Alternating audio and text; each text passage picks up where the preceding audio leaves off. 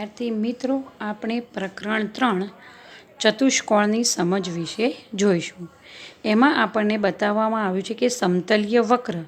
તો સમતલીય વક્ર આપણે 7મા ધોરણમાં શીખી ગયા છીએ. હવે આપણે આગળ જોઈએ કે બહુકોણ.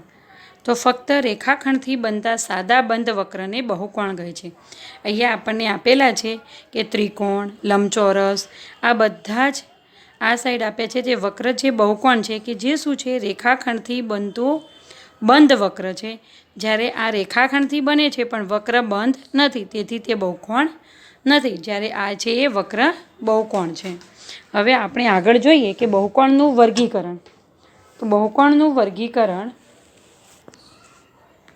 આપેલું છે કે બહુકોણના વર્ગીકરણમાં બાજુઓ અથવા શિરોબિંદુની સંખ્યા એને શું કહેવામાં આવે અને એની આકૃતિ કઈ રીતે દોરાય.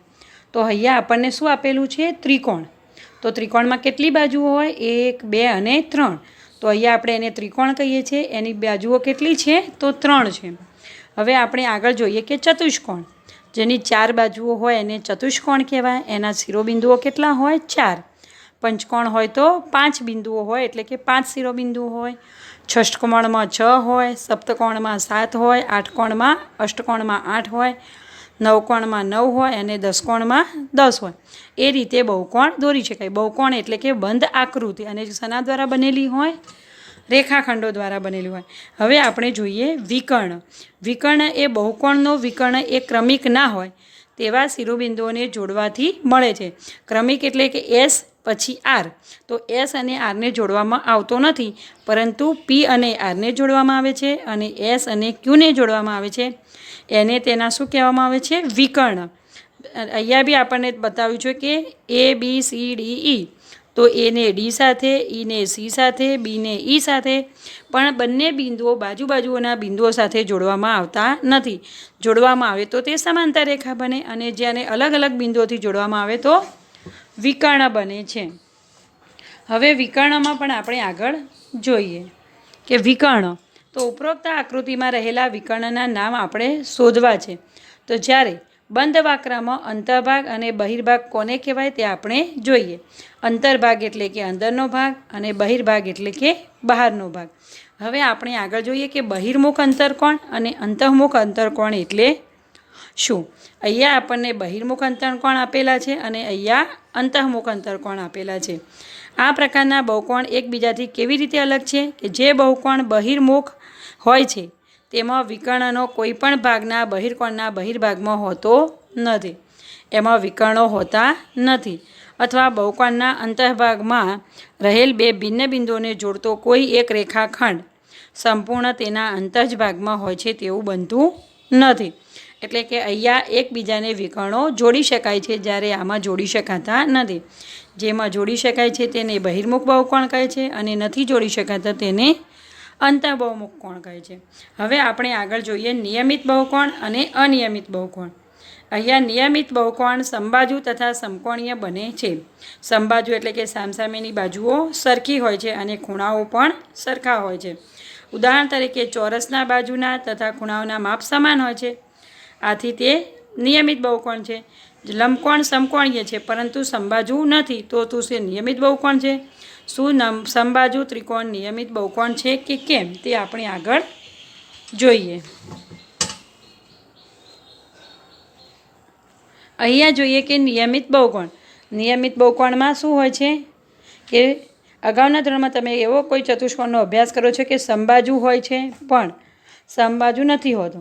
અગાઉના ધોરણમાં આવેલ ચતુષ્કોણની આકૃતિઓ યાદ કરીએ કે લંબચોરસ, સમચોરસ, ચતુષ્કોણ એવા ત્રિકોણો છે કે સમબાજુ હોય પણ સમકોણ ના હોય, કે જેમના ખૂણાઓ સરખા હોતા નથી પરંતુ બાજુઓ સરખી હોય છે. બહુકોણ એટલે અહીંયા બતાવ્યો છે કે નિયમિત બહુકોણ છે, જ્યારે અહીંયા બહુકોણ કે જે નિયમિત નથી, બાજુઓ સરખી છે પરંતુ ખૂણાઓ બધા સરખા નથી. હવે આપણે ખૂણાના સરવાળાનો ગુણધર્મ જોઈએ. તમે ત્રિકોણના ખૂણાના સરવાળાનો ગુણધર્મ યાદ છે કે ત્રિકોણના ત્રણેય ખૂણાઓનો સરવાળો કેટલો થાય? તો 180 થાય. તે હવે આપણે આગળ જોઈએ કે ત્રિકોણના ત્રણેય ખૂણાનો સરવાળો 180 થાય એટલે કે આપણને અહીંયા ત્રિકોણ આપ્યો છે કે એ બી સી અને ડી, તો ખૂણો 1 વત્તા ખૂણો બી વત્તા ખૂણો સી વત્તા ખૂણો ડી બરાબર કેટલો થાય? 180 થાય. જેમ આપણે જોયું કે ત્રિકોણના ત્રણેય ખૂણાનો સરવાળો 180 થાય, એવી જ રીતે ચતુષ્કોણના ચારે ખૂણાઓનો સરવાળો કેટલો થાય? તો 360 થાય. એ આપણે આગળ જોઈએ. જેમ કે અહીંયા ચતુષ્કોણ ABCD આપણને આપેલો છે, તો અહીંયા આપણે અંતર્ભાગમાં કોઈ પણ બિંદુ 1 આવેલું છે. પીને શિરોબિંદુ ABCD સાથે જોડો તો આકૃતિમાં ત્રિકોણ PAB વિચારો. અહીં આપણને 180 આપેલ છે, તો 180 minus major angle 2 minus major angle 3 મળે. તેવી જ રીતે PBCમાં 180 minus major angle 4 minus major angle 5 મળે. એટલે કે આનો ઉપયોગ કરીને કુલ માપ ખૂણો એના તરે સુધી પહોંચાડવામાં આપણને મદદ કરે છે. એટલે કે ચતુષ્કોણના ચારે ખૂણાઓનો સરવાળો કેટલો થાય છે? 360 થાય છે. હવે આપણે સ્વાધ્યાય 3.1 ઘરેથી હોમવર્કમાં કરવાનું છે, જેના દાખલાઓ નીચે આપેલા છે. એમાંથી આપણે અમુક એક દાખલાઓ જોઈ લઈએ. જેમ કે દાખલા નંબર 6, તો નીચેની આકૃતિઓમાં એક્સ ખૂણાનું માપ શોધવાનું છે. તો અહીંયા આપણને ચતુષ્કોણના ચારે ખૂણાના માપનો સરવાળો કેટલો થાય? 180. તો 180માંથી 50 વત્તા 130 વત્તા 120 બાદ કરવાથી આપણને એક્સનું મૂલ્ય મળશે. એવી જ રીતે પંચકોણ છે, તો પંચકોણમાં દરેક ખૂણાનું માપ કેટલું થાય? તો 360. 1 2 3 4 અને 5. તો એને 360 વડે 360ને 5 વડે ભાગવાના છે. અહીંયા આપણને ત્રિકોણ આપ્યો છે, તો ત્રિકોણના ત્રણેય ખૂણાનો સરવાળો કેટલો થાય? 180 થાય. તો ત્રિકોણના ત્રણેય ખૂણાનો સરવાળો 180 થાય, તો અહીંયા કેટલા આવશે? 90 ને 30 120 છે, તો અહીંયા 60 આવશે. તો અહીંયા કેટલા આવે? 120 આવે. જે આપણે આગળના ધોરણમાં શીખી ગયા છીએ કે રૈખિક જોડના ખૂણા, યોગ કોણ વગેરે. હવે આપણે આગળ બહિષ્કોણના માપનો સરવાળા વિશે જોઈશું. અહીંયા આપણને આપ્યું છે કે મેજર એંગલ A વત્તા 2 વત્તા 3 વત્તા 4 વત્તા 5, તો પાંચેનો સરવાળો કેટલો થશે? 360 થશે. આપણને ઉદાહરણ આપ્યું છે કે એક્સનું માપ શોધો, તો આપણને અલગ અલગ માપ આપ્યા છે ને આપણે એક્સ શોધવાનું છે. તો 5 ખૂણા એટલે કે એક્સ વત્તા 90 વત્તા 5 વત્તા 110 બરાબર 360 થાય. તો એક્સ બરાબર કેટલા થશે? 110 થશે. એ જ રીતે આપણે નિયમિત ષષ્ઠકોણનું શોધેલું છે કે બહિષ્કોણમાં એક્સ વાય ઝેડ પી ક્યુ તથા આરના માપનો સરવાળો કેટલો થાય? તો 360 થાય. તો નીચેના પ્રત્યેકનું બહિષ્કોણનું માપ શોધો અને અંતઃકોણનું માપ શોધો. આ પ્રવૃત્તિ નીચે આપેલી સ્થિતિ માટે ફરીથી કરો, તો નિયમિત અષ્ટકોણ અને નિયમિત ટ્વેન માટે.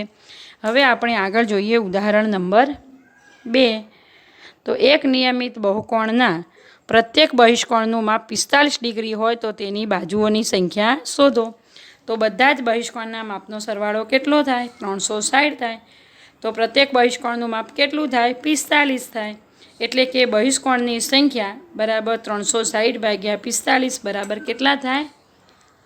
સ્વાધ્યાય 3.2 પણ ઘરેથી ગણવાનું છે. એ આપણે આગળ દર્શાવ્યા એ પ્રમાણે દાખલા ગણવાના છે. હવે આપણે આગળ જોઈએ ચતુષ્કોણના પ્રકાર. તો ચતુષ્કોણની બાજુઓ તથા ખૂણાના પ્રકારને આધારે તેને નામ આપવામાં આવ્યા છે. પહેલો છે કે સમલંબ ચતુષ્કોણ. સમલંબ ચતુષ્કોણ એવો ચતુષ્કોણ છે કે જેમાં સામસામેની બાજુની ફક્ત એક જ જોડ પરસ્પર સમાંતર હોય છે. કોઈ પણ કેટલી જોડ સમાંતર હોય? એક. જેમ કે અહીંયા આ અને આ જોડ સમાંતર છે, આ અને આ જોડ સમાંતર છે, આ અને આ જોડ. જ્યારે જેમાં એકે જોડ સમાંતર ન હોય તે સમલંબ ચતુષ્કોણ નથી. જ્યારે કોઈ બી એક જોડ સમાંતર હોય તો તેને સમલંબ ચતુષ્કોણ કહેવાય. હવે આપણે બીજો જોઈએ છે કે પતંગાકાર ચતુષ્કોણ. પતંગાકાર ચતુષ્કોણ એટલે કે એક વિશિષ્ટ પ્રકારનો ચતુષ્કોણ છે. દરેક આકૃતિમાં એક સરખી નિશાનીવાળી બાજુઓની લંબાઈ સમાન છે.